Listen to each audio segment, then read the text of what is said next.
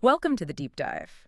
Today, we're plunging into a world where imagination, well, it truly knew no bounds. A place built not just on dreams, but on this almost obsessive pursuit of perfection. Mhm. We're talking about Walt Disney. Now, here's a man whose vision stretched way, way beyond a famous mouse or, those iconic cartoons. Right. He envisioned amusement parks that would fascinate adults just as much as children. Whole worlds, really, designed for escape and wonder. And honestly, aren't we all incredibly thankful those dreams came true? Absolutely. So our mission for this deep dive is to explore the incredible journey of bringing Walt Disney World to life.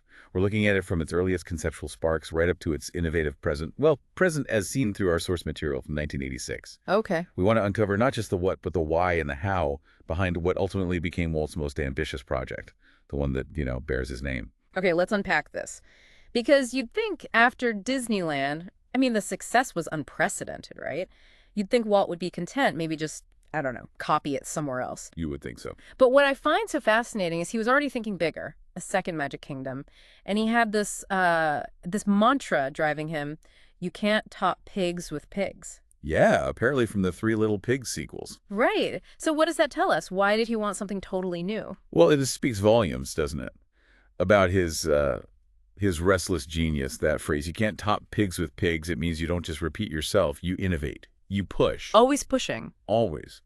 So his next big idea, initially it was just called Project X. It wasn't just another theme park. No way. Yeah. It was envisioned as a complete theme resort. A resort. Okay. Yeah, hotels, recreation, the whole package. Yeah. A total vacation opportunity. Yeah.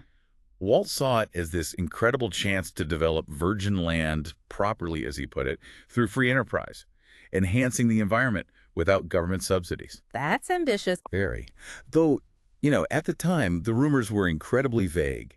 Some college-level ride operators just heard whispers of something in a Florida swamp. Just something in a Florida swamp. Wow. Can you imagine looking at that land back then and picturing all this? So how did this huge vision actually start to, take shape? Okay, so that's where WED Enterprises came in. Yeah. That was the precursor to what we now know as Walt Disney Imagineering. Ah, okay, WED. Yeah, this was Walt's personal organization, set up specifically for projects outside the film studio.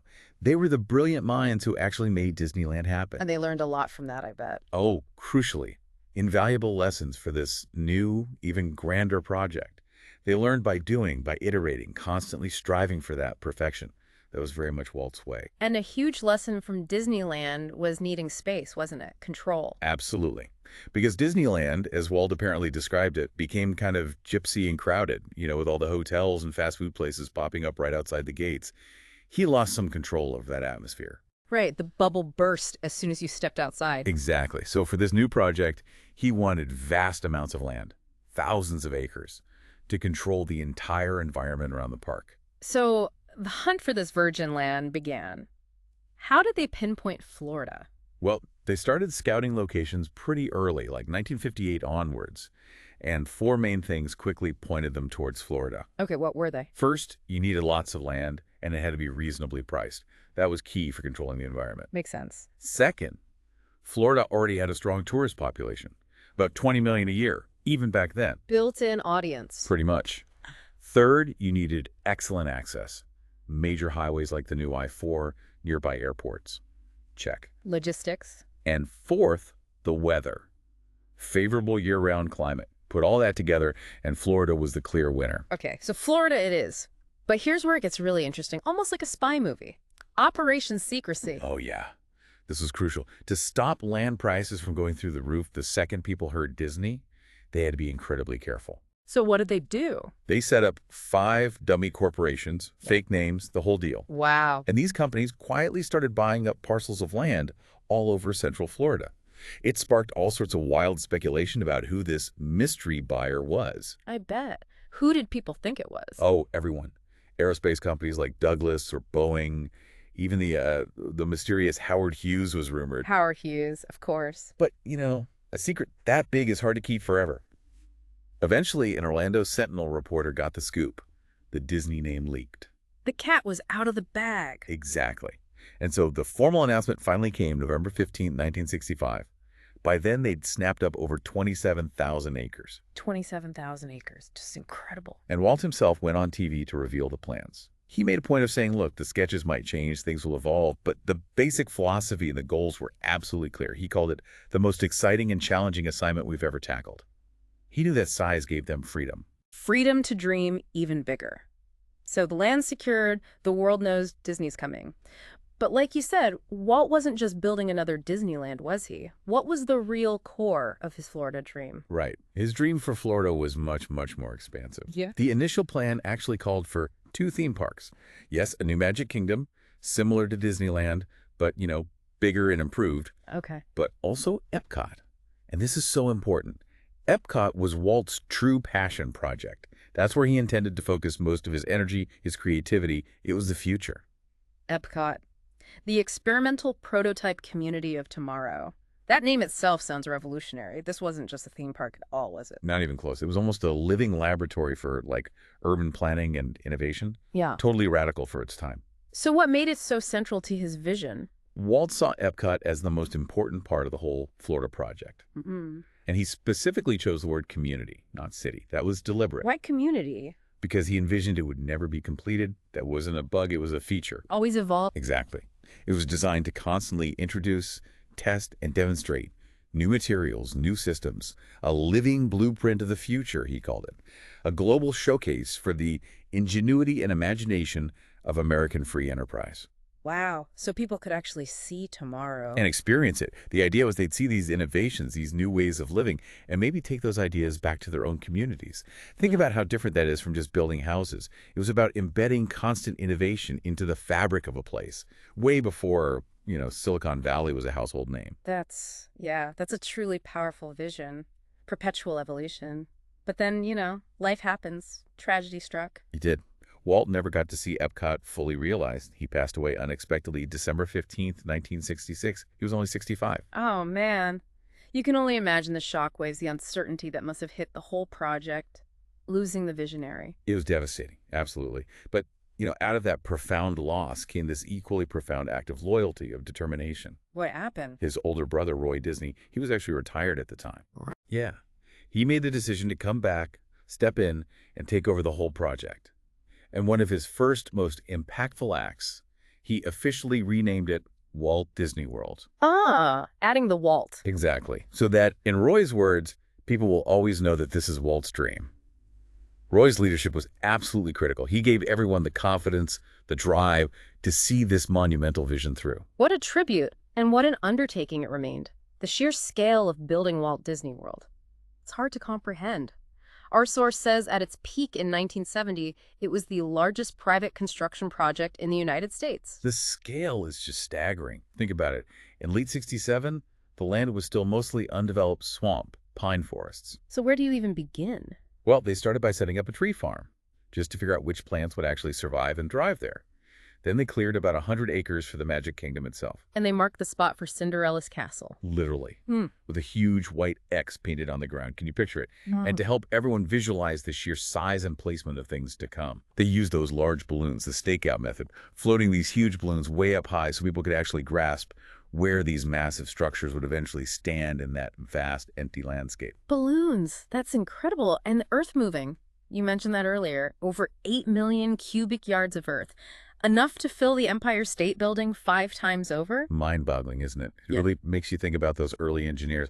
Who looks at a swamp and says, yeah, we can build a castle right here? It really proves Walt's quote, doesn't it? Yeah. You can dream, create, design, and build the most wonderful place in the world. But it requires people to make the dream a reality. Exactly. It took an army. And that dream, that reality, finally opened its gates on October 1st, 1971, Walt Disney World opened. A tribute, as they said, to the philosophy and the life of Walter Elias Disney and to the talents, the dedication, and the loyalty of the entire Disney organization. It was a massive collective effort. So, okay, October 1st, 1971. Guests finally walk into the Magic Kingdom. What was Walt's core idea for their experience? What feeling was he trying to create? His absolute core desire was for guests to feel like they were truly in another world, completely separated from their everyday reality. Total immersion. Total immersion. He paid meticulous attention to things like color, architecture, landscaping, all to make sure the transitions between the park's 6 unique lands felt seamless, almost subconscious. What were the 6 lands again at opening? Main Street USA, Fantasyland, Frontierland, Adventureland, Liberty Square, and Tomorrowland. Each one a totally distinct environment designed to transport you. Okay, let's start where guests start. Right. Main Street USA. It's meant to be like a small American town, turn of the century, right? Exactly, around the 1900s. And I love this detail. The buildings at street level are built at a 78 scale. 78. Why? It makes everything feel a bit more intimate, cozier, draws you into that nostalgic world. And another nice touch for people walking all day, the walkways use this resilient asphalt, a bit more comfortable underfoot. Thoughtful. And you've got the shops, the railroad station, the cinema. Right, the Main Street Cinema showing Mickey's first sound cartoon, Steamboat Willie. Classic. But what's really fascinating about Main Street and much of the park is what you don't see, right? The hidden world underneath. Ah, yes. The sheer brilliance of the show philosophy. Most guests have absolutely no idea that just a floor below them, underneath a good chunk of the Magic Kingdom, there's this whole complex subterranean backstage. The utilidors. The utilidors, yeah, these crisscrossing corridors cover almost 9 acres underground. 9 acres of tunnel. So it's like a secret city powering the magic above. Yeah. What's the genius behind them? How do they actually, help the guest experience? Well, their main job is to preserve the show at all costs, keep the magic seamless for the guests. How so? Cast members, maintenance crews, supplies, trash removal, it all moves around down there, completely unseen. Think about it. You don't want to see a Frontierland cowboy wandering through Tomorrowland. Right. It breaks the illusion. Right, takes you out of the story. Exactly. And the scale down there is huge. The wardrobe department alone provides costumes for nearly 20,000 cast members every single day. They have on-site cleaning, repairs, everything needed to make sure every detail of the show upstairs is perfect. It maintains that immersive bubble. From the hidden practicalities below to the pure fantasy above. Let's go to Fantasyland. Ah, Fantasyland. Dedicated, as they say, to the young at heart, with Cinderella's castle as its unmistakable icon. The whole land is inspired by those classic Disney animated films. It really is a timeless land of entertainment. And then there's Adventureland. Walt himself called it a place of adventure, romance, and mystery. Yeah, picture, tropical rivers, dense jungles, exotic animals popping up, and you've got the Swiss family treehouse there. Which looks so real, like it grew right there. Right, but get this, it's actually steel and concrete. Stands 90 feet tall, and those leaves, 800,000 individual vinyl leaves. 800,000, wow. And of course, Adventureland has iconic rides like Pirates of the Caribbean and the Jungle Cruise. Speaking of the Jungle Cruise, there's a great story about Walt's obsession with show quality. Oh, yeah. He apparently took a ride once and felt it was too short, too rushed. He told the young manager for that area something like, "I went through that hippo pool so fast I couldn't tell whether they were rhinos or hippos." That's the call. And he supposedly gave the manager 3 weeks to fix it. Lengthen the ride, improve the show. It just shows how deeply he believed the show had to be right no matter what. That perfectionism again. Okay, moving on. Frontierland. This is Walt's tribute to the American pioneers, right? Exactly. Recreated Western towns along the rivers of America. Very evocative. And home to Big Thunder Mountain Railroad with its runaway mine trains. The wildest ride in the wilderness. And also in Frontierland, we find the country bear Jamboree, which is a perfect way to talk about one of Disney Imagineering's most famous innovations, audio animatronics. Ah, yes. The bears. This isn't just simple puppetry. It's about bringing characters to life with incredible nuance. So how does that tech actually work? What's the magic behind it? Well, what's really clever is how it combines art and engineering. It actually first showed up in Disneyland back in '63 with the Enchanted Tiki Room. The singing birds. Those are the ones. Audio animatronics basically blends sound, animation, and electronics. Think of it like this. It uses a multi-track tape, almost like a complex musical score. Signals from, say, 14 different tracks on the tape trigger the figure's movements and speech with amazing precision. So each track controls something different. Yeah, like one track for an arm movement, another for the head turning, another for the voice synchronization. It's incredibly complex. And interestingly, the initial programming, getting those movements just right, often done manually with a joystick, recording the motions onto the tape. Wow, hand-animated robotics in a way. So they perfected birds and bears. But Walt, always pushing, wanted to do more, right? Human figures. Exactly. He wasn't content with just animals. He wanted to create human figures that could genuinely look like they were thinking, emoting. That ambition led to great moments with Mr. Lincoln for the 1964 New York World's Fair. Yeah. The full Hall of Presidents idea was maybe a bit too much for the fair, but the Lincoln figure itself was a huge hit. It eventually found a permanent home. And the Hall of Presidents, with all, 40 lifelike figures, did eventually open in Walt Disney World's Liberty Square. And you see that same tech in the Haunted Mansion too, right? The ghosts. Oh, absolutely. The Haunted Mansion is another masterclass in audio animatronics, creating those spooky spectral effects. Okay, rounding out the Magic Kingdom tour, Tomorrowland.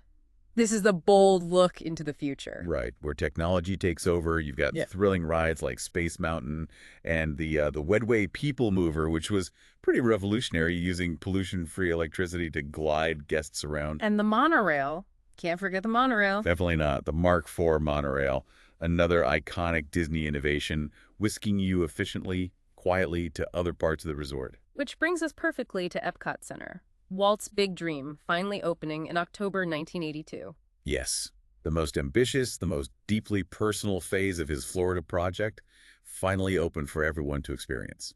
And the first thing that hits you is that giant golf ball, Spaceship Earth. Iconic, isn't it? It's Epcot's symbol. Technically a geosphere, the world's largest, actually. 180 feet across, 18 stories tall. And the engineering is amazing. No internal supports. None. It's a marvel. And inside, the ride tells the history of communications. The storyline itself was actually conceived by the legendary science fiction author Ray Bradbury. Ray Bradbury, that's cool. So Spaceship Earth is the gateway to Future World. Exactly. Future World was designed as this living showcase with 8 distinct pavilions. Each one meant to entertain, yes, but also to inform and inspire. Like Communicore, what was that about? Communicore was sort of the hub of Future World. It offered truly interactive, hands-on experiences, things like the energy exchange. You could interact with the Smart One robot, even design your own computerized roller coaster. Real opportunities for guests to actually engage with future tech. Very cool. And Future World had so many different aspects of the future to explore. It really did. You had the universe of energy. And get this, its roof had 2 acres of solar cells that generated about 15% of its own power. Ahead of its time. Definitely. Yeah. And then Horizons, which was fascinating because it didn't just look at our future, but also how past generations imagined their future. Jules Verne's ideas alongside modern visions of undersea habitats or space colonies. That's a neat concept. What else? World of Motion painstakingly traced transportation from, foot power all the way to future concepts. It had the largest audio animatronic show ever produced by Disney at the time. Wow. Then there was the Land Pavilion. This one really connected back to Walt's original Epcot idea about using resources efficiently, especially for food. How so? It had the Listen to the Land boat ride through different ecosystems, rainforest, desert, prairie, and the Tomorrow's Harvest tour showcased cutting-edge stuff like hydroponics, aquaculture, even a zero-gravity lettuce drum designed for growing food in space. Zero-gravity lettuce. Okay. What about Journey into Imagination? That sounds abstract. It tackled a tricky subject, right? Creativity itself. But it used these wonderful characters, Dreamfinder and his little purple dragon, Figment. Figment. People love Figment. They do. They guided you through how imagination touches everyday things. And outside, you had that amazing 3D movie, Captain EO, with Michael Jackson. Captain EO, yes. And that crazy fountain outside. The leapfrog fountain, yeah, where the water streams jumped over your head. Pure fun. And finally, in Future World, the Living Seas. That sounds massive. Oh, it was incredibly ambitious. Built around this enormous 5.6 million gallon saltwater tank. 5.6 million gallons. It's filled with more than 2,000 specimens of ocean life. Everything from tiny fish to huge 300-pound tiger sharks. Wow. How did you even get down there? They had these cool things called hydrolators. Basically, sophisticated elevators that use special effects bubbles, sounds, lighting to simulate a dive deep under the sea. So you felt like you were descending to the ocean floor, Sea Base Alpha, even before you saw the main tank. That's immersive. Totally. And you could even eat down there. The Coral Reef restaurant had huge windows looking right into the main tank. Peaceful, mesmerizing dining. Okay, so that's Future World. Across the lagoon, you have World Showcase. Right. World Showcase. Which is almost like that experimental prototype community idea, but for nations. A community of nations. Exactly. You can experience the sights, the sounds, the smells, the foods of many different countries, all within, a comfortable walk. And the attention to detail in recreating famous landmarks and architecture is just incredible. Really immersive cultural snapshots. And the centerpiece is the American Adventure, right? Yes, the host pavilion. It uses 35 of the most lifelike audio animatronic figures they'd ever created, performing scenes from American history on this enormous stage in front of the world's largest rear projection screen at the time. It's a really powerful, moving show. And then you could just wander, go to Mexico, explore its ancient past, its vibrant culture. Or step into China, see the amazing Temple of Heaven replica, watch that incredible Circle Vision 360 film that completely surrounds you. Or find yourself in Germany, in a charming fairy tale village with a working glockenspiel clock. Or stroll through Italy with its Venetian canals and bustling market square feel. Experience the tranquility of Japan with the big red torii gate and elegant shops. Discover Morocco, that beautiful blend of old and new world design, the intricate mosaic art. Enjoy the romance of France. Watch the beautiful film Impressions de France. Pop into the United Kingdom, maybe have a pint in a Victorian-style pub, feel 400 years of British history. And finally, Canada, with its rugged landscapes, waterfall, and another amazing Circle Vision 360 film showcasing its diversity. Each pavilion was just meticulously crafted, a real window onto another part of the world. Now, beyond all the entertainment, the rides, the shows, our sources really emphasize something else. That Walt Disney World itself represents, and I'm quoting here, the most imaginative and most effective piece of urban planning in America. It absolutely does. This wasn't just about building theme parks. It was about building a better, more efficient, more sustainable way of operating a community, essentially. How did they achieve that? What were some of the innovations? Well, remember that Florida legislation back in '67, it created the Reedy Creek Improvement District, which basically gave Disney a lot of freedom, including the ability to write its own more advanced building codes, the Epcot building code. Ah, so they could experiment. Precisely. Yeah. And that allowed for some really specific forward-thinking innovations, like the automated central energy plant, which was super efficient, an office building with an experimental solar power collector on the roof. And that trash system you mentioned? The Swedish AV-ASI trash disposal system. Yeah. Truly cutting edge. Trash gets sucked through underground pneumatic tubes at 60 miles per hour to a central processing point. Clean, hidden, efficient. Amazing. What about environmental stuff? Sustainability? They were way ahead of the curve there, too. They actually used water hyacinths, which are normally kind of a pest plant in special ponds, to naturally purify wastewater. Really? Water hyacinth? Yeah. And they were even experimenting with harvesting those hyacinths to potentially create methane gas, an energy byproduct. Right. And remember those 27,000 acres. A huge chunk, 7,500 acres, was set aside permanently as a conservation refuge for rare native plants and animals. They also developed innovative insect control methods to minimize pesticides, using natural predators and targeted approaches. That commitment seems really deep. What about just running the place day to day, operational efficiency? Also incredibly impressive. They had a central foods plant that systematically prepared and distributed partially finished menu items to restaurants all across the resort. That ensured consistency, quality control, and efficiency. Smart. Computers monitored everything: fire safety, utilities 247, and the DAX system. DAX. Digital Audio Animatronics Experience System. Basically the high-tech control network, the nervous system, that ensured hundreds and hundreds of those complex audio animatronic figures performed perfectly, on cue, show after show. A true marvel of synchronized automation back then. And the transportation systems, we talked about monorail, people mover, also highly efficient, low-impact ways to move huge numbers of guests. Exactly. Part of that whole integrated planning approach. Okay, this brings up something important. We've talked a lot about the guest experience, the show, but what about the people making it happen? The employees or cast members? What was the philosophy there? Because you really can't have that quality guest experience without a dedicated team. That's a fundamental piece of the puzzle. Disney's philosophy, and this was noted even in management books like In Search of Excellence back then, was essentially to treat their employees, the cast members, exactly how they wanted the guest to be treated. The golden rule basically applied internally. Pretty much. They strongly believed that a quality employee experience directly translates into a quality guest experience, and that, in turn, leads to positive financial results. It's a straightforward but powerful loop. Treat your people well, they'll treat the guests well, and the business thrives. It fosters dedication, that sense of shared purpose in creating the magic. Makes perfect sense. And the magic wasn't just confined to the theme parks, was it? The whole area was designed as a complete vacation kingdom. That's right. It offered a huge range of leisure activities beyond just riding rides. For golfers, there were 3 courses, 2 of them championship level. Even a little Wii Links course for beginners using artificial turf. Something for everyone. Definitely.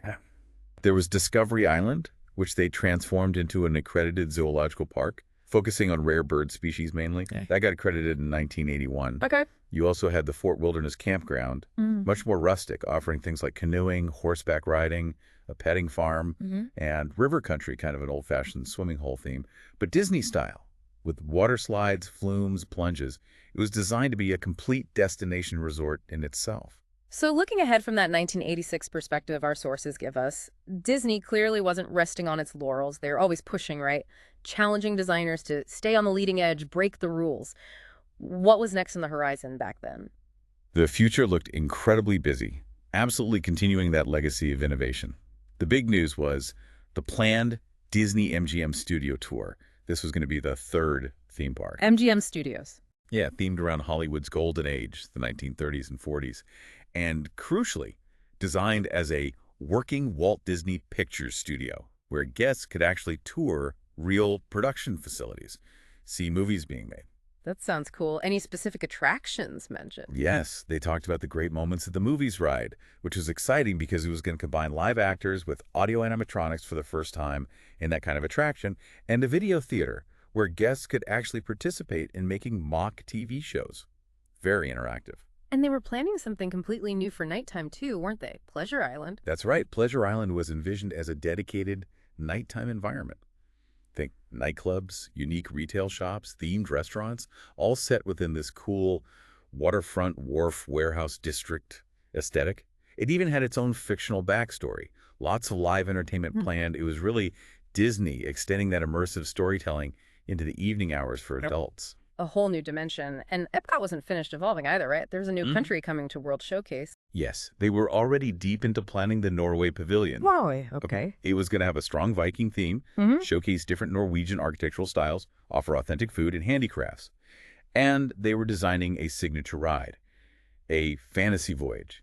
Apparently, the design process for the ride vehicles involves studying actual Viking ship prow ornaments to get the look just right, blending history with fantasy. Always that attention to detail. It's really clear, looking back through these sources, that Walt Disney World, even by 1986, was already such a special, unique place, where, as they put it, the happiness of days gone by meets the promise of the future. It's just such a profound testament to Walt's belief that, our imagination is limitless and our dreams can come true. It really is. And, that maybe leads us to a final provocative thought for you to consider. If Walt's core philosophy was truly never repeat himself, always top pigs with pigs, and if Epcot, his ultimate dream, was designed to never be completed, what does that continuous, relentless pursuit of perfection, of breaking the rules, really imply about the nature of dreams themselves? Are dreams ever truly achieved? Or are they more like living blueprints, things that demand constant change, constant evolution, always pushing us to imagine just beyond what currently exists?